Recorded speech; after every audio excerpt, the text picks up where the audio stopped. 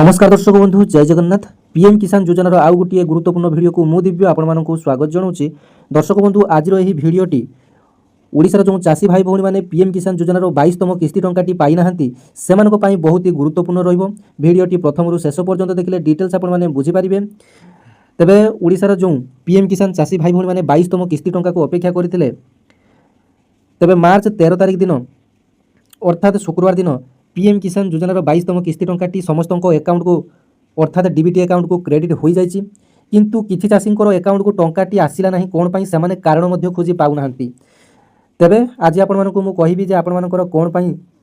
टंका आसी नाही एवं टंका आसी नथिला आपण माने कौन करिवे। पीएम किसान रो सब किछि जदि आपण मानकर ठीक अछि,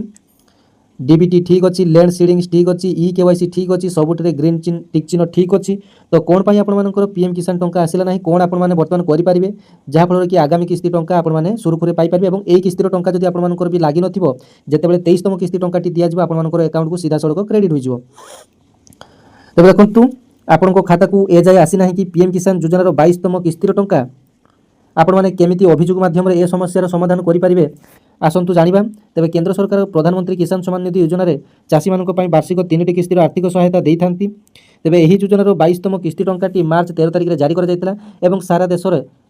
90 नियुतरु अधिक चाषी अर्थात 9 कोटी चाषी परिवारंकर अकाउंट रे 2000 टंका जमा होइतिला, किंतु ए पर्यंत अनेक चाषी अकाउंट रे एही टंका पहुंची पारि नाही। तेबे एपरि परिस्थिति रे भयभीत होबार कोनोसी भी आवश्यकता नाही। प्रथम किस्ती काहीकि अटकी रही ताहा बुझिबा मध्ये जरूरी। किछि सरल पद्धति अच्छी जोटा कि आपको मुझे कहीदेवी जहाँफल आप टंका कौन जानी जानीपारे ता सहित आप समस्यार समाधान करें।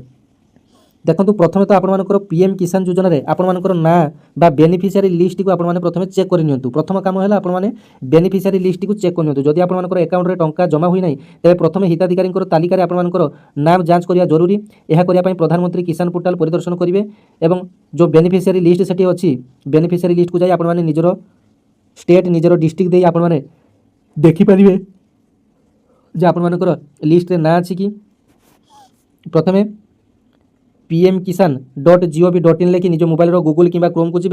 pmkisan.gov.in लेखि सर्च करने तापर सेठार गोटे बेनिफिशियरी लिस्ट ऑप्शन आसो। बेनिफिशियरी लिस्ट को जतले टच करिवे आपनकर प्रथमे राज्य बाछा पई कहबो, ओडिशा देदेबे, जिला बाछा पई कहबो, तापर आपनकर ब्लॉक दबा पई कहबो, तापर आपनकर ग्राम चयन करिया पई कहबो। तापर एसब आपनकर बाछि साला पर आपनकर ग्राम पंचायत बा ग्राम वाइज आपनकर जो पीएम किसान हिताधिकारी लिस्ट आसी जो आपनकर निज निज गाँव तालिकार आपने जानीपारे जे यही योजना आपने इनक्लूड होती कि बाद पड़ती आपनकर ना यही तालिकार देखा जाए। तेज आपने योजना जो हिताधिकारी जब आपनकर ना देखा जाऊ ना तेज रेकर्ड में किसी भूल आपनकर थाईपारे। तेज टंका आसी कि ना किपरि जांच करेंगे। तेज देखो प्रायतः टंका आपनकर डीबीटी अकाउंट को ट्रांसफर हो जाऊँगी। आपने जितेबाला पीएम किसान योजना एप्लाई कले से गोटे बैंक अकाउंट आपने देते किंतु परवर्ती अवस्था आपने अन्य जेकोसी बैंक रे 2 ରୁ 3ଟି अकाउंट आपने खोली। तेज आपनकर जो बैंक रे नुआ करी खोली ई केवाईसी से बैंक रे करिसंती एवं डीबीटी से बैंक रे हो जाइए, किंतु आपने एप्लाई कला बेले अन्य एक बैंक टी देते जहाँफल आप भावुंट जे एप्लाई कला बेले जो अकाउंट को टंकाटी आपनकर आसवा कथा से अकाउंट को आसी ना। तेज आपने रिसेंट जो बैंक आपनकर अकाउंट खोली कि आपने डीबीटी चेक कर दिंतु कौन बैंक अकाउंट आपनकर टंकाटी बा डीबीटी मैपिंग टी कौन बैंक सहित ऑन अच्छी।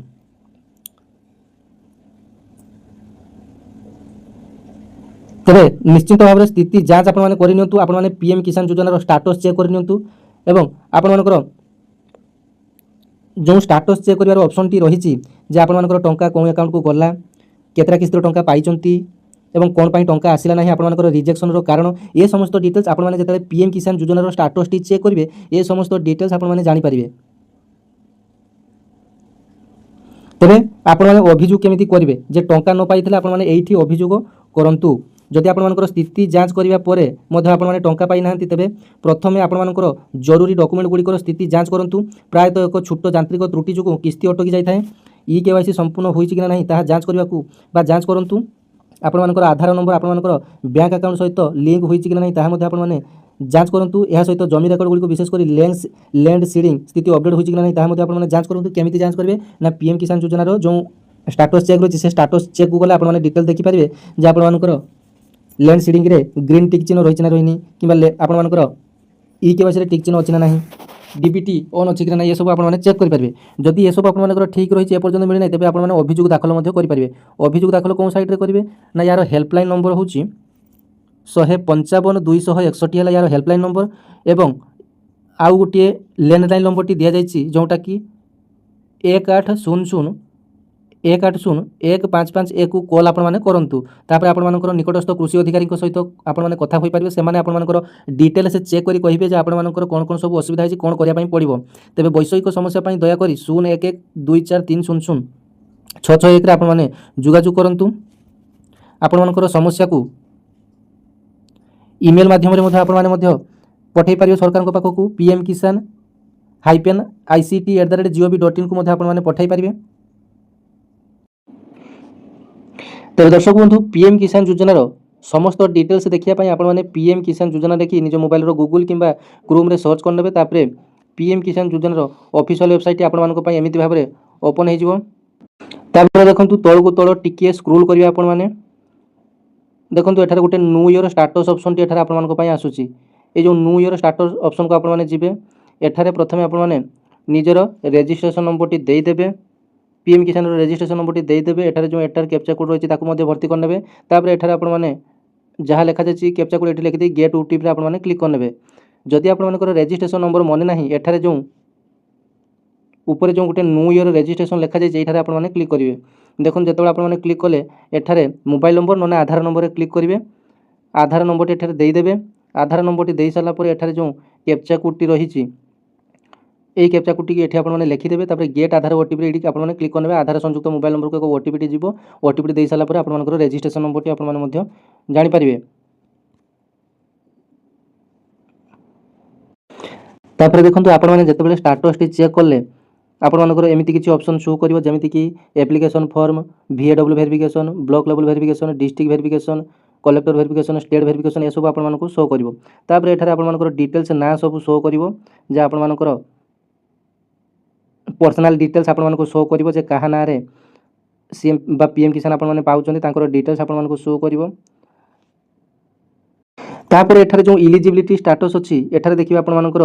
ग्रीन टिक चिन्ह अछि कि नहीं इलिजिबिलिटी रे इलिजिबल लिखा जायछि कि इनइलिजिबिलिटी लिखा जायछि एठारे आपण माने भलो भाबरे चेक कर देबे एवं एठारे जो लैकिंग मैंडेटरी पैरामीटर्स एठी जो मानकर कि रेड कलर गुटे लेखा आसुतबो से मानकु एही पीएम किसान योजना टंकाटी मिलि नथो अर्थात लैंड सीडिंग से माने भूल भाल भाबरे करिसंती एवं आपण मानकर टंका आसी कि नहीं कोंटी देखिबे देखो ये जो पेमेंट अकाउंट डिटेल्स एठारे लिखा जायछि व्यू पेमेंट डिटेल्स एठारे ही आपण माने डिटेल्स देखि परिबे जे आपण मानकर टंका मिलछि कि नहीं ए व्यू पेमेंट डिटेल्स ऊपर आपण माने क्लिक कर देले आपण मानकर केतरा किस्तिर टंका मिलछि को बैंक अकाउंट को जायछि केतरा बेले जायछि आपण मानकर डिटेल्स आसी जिवो एवं जदि आपण मानकर टंका आसी नहीं तबे भी मध्ये आपण मानकर एठारे शो करिवो जे 22तम किस्ती टंका आपण मानकर एही कारण पई आपण मानकर मिलि नहीं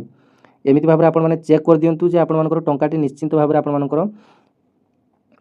प्रथमे जानि नियंतु तापर आपण मानकर अभियोग दाखल करंतु आपण मानकर किछि समस्या समाधान होई परिबा एवं निकटस्थ कृषि अधिकारी आपण मानकु फोन करिवे जे आपण मानकर एई असुविधा रही जे आपण मानकर एई प्रॉब्लम टी आपण मानकर सॉर्ट आउट करंती।